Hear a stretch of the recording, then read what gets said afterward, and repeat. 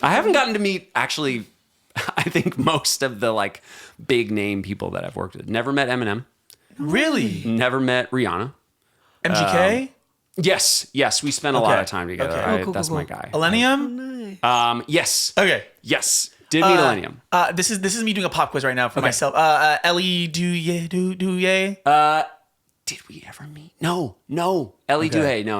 What about Lizzo? Yes. Oh, beautiful. That's my gal. Yeah. That's okay. my gal. Yeah. Love it. Can we talk about the Lizzo project? 'Cause Yes. I feel like, Oh my God. I feel like a lot of people, like your fans, probably don't know how much of a superstar songwriter you are outside of the band. Yeah. Like it's kind of insane. And producing, because you guys are also producing those records too, right? Yeah. Nobody knows. Nobody knows. Well, Very frustrating. now they will. But now they will. we met Lizzo like very early on in her career. I got one of someone who's working for my manager at the time sent me her music, and I had just also simultaneously it had popped up on my Spotify algorithm. Mm-hmm. And I was like, who the fuck is this? This shit is incredible. Yeah. And I get this email at the same time being like, would you ever want to work with Lizzo as one of Ricky Reed's artists? And I was like, I just was listening to that song, Water Me. Yeah. Oh, so fucking good. And I was like, yeah, I would love to do that. I had also just been working with the guys from Monsters and Strangers. Do you know that writing outfit? They're like, it's... I think so. It sounds really familiar. They wrote In Your Arms, the Millennium song. Oh, nice. And I had been working with a bunch of those dudes on just other shit. And I was with them and I was like, these guys are like a band. Like everyone kind of like has their little niche and like their strengths and they all work together on stuff and all kind of play instruments. And I have a band. We kind of have our own little thing. Like, why aren't we doing this? We produce a lot of our own stuff, so why aren't we doing this for other artists? Yeah. So Lizzo was the first person I was like, why don't we get her in with the whole band? Cool. And so we all got together in studio, and the first day we wrote Jerome. Yeah. And the second day we wrote a song called Heaven Help Me. And at the end of that day, we had been working on that song all day, and she was like, we were just in the rec room just eating lunch.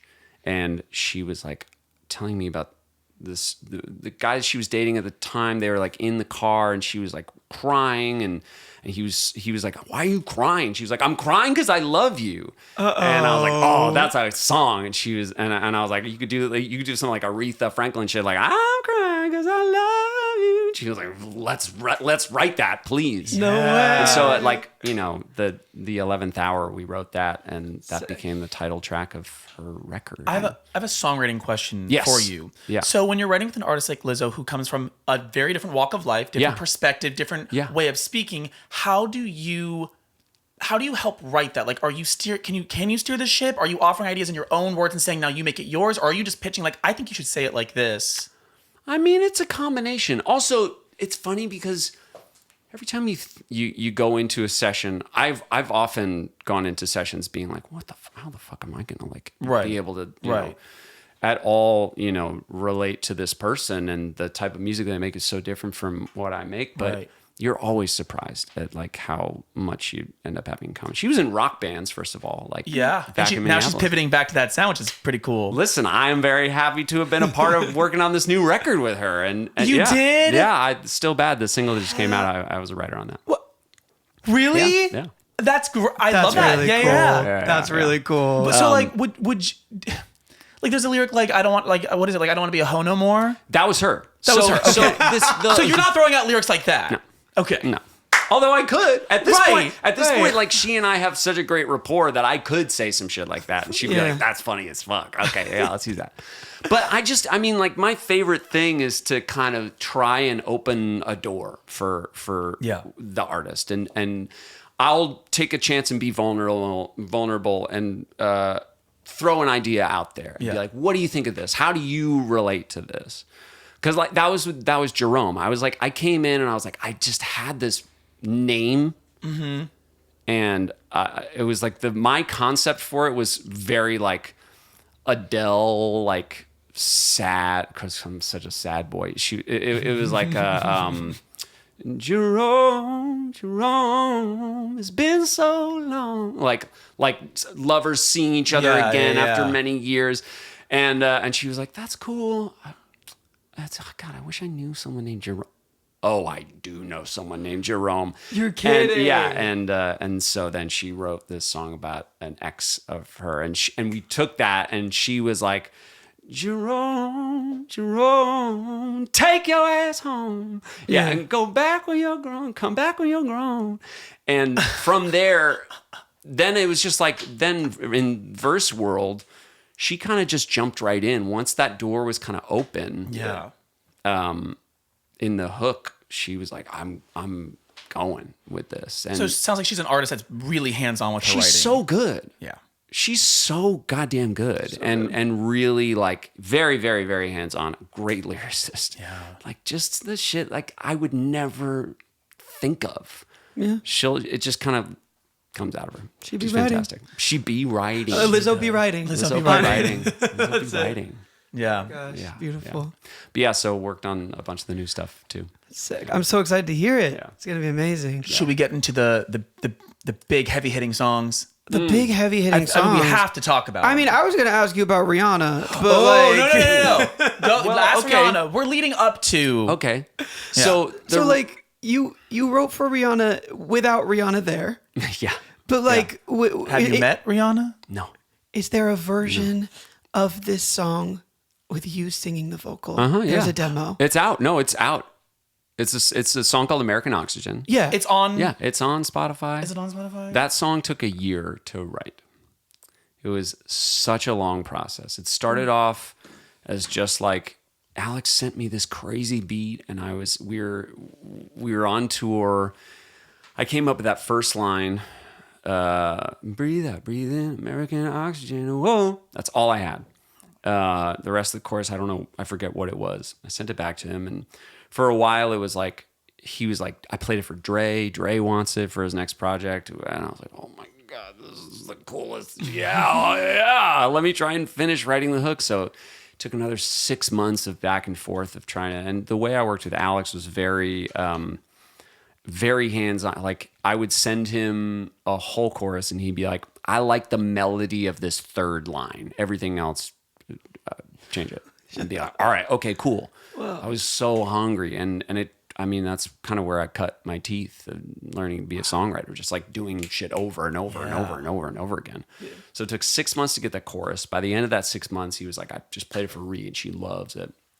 And she had this concept. She had the idea of writing it about being an immigrant to the United States, and her and Alex workshopped a bunch of lyrics and stuff, and they were sending me ideas, and I went into the studio with Alex and another writer named Candace, and we just kind of workshopped the verses for another 6 months, and then finally it was done, and then I hear the version with her on it, and I'm like, this is every songwriter's, it's like Beyonce and Rihanna. Right. Yeah.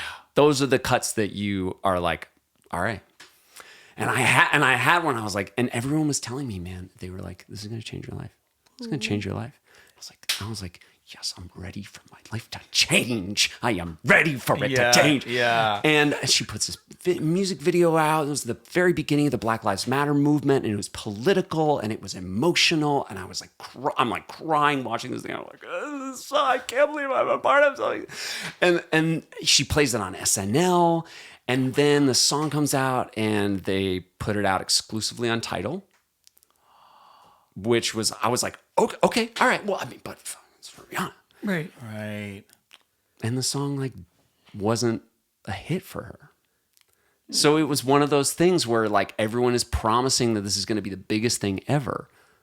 And I mean, it still means so much. Of course. Means so much to me. And I know that it meant a lot to her too. And I think the song kicks ass, but it wasn't a big hit. And that's like, add that to the long list of things that happens to all of us in our careers where you're like, this is a sure thing. Like there's no way. It doesn't even exist a sure thing. No, of course not.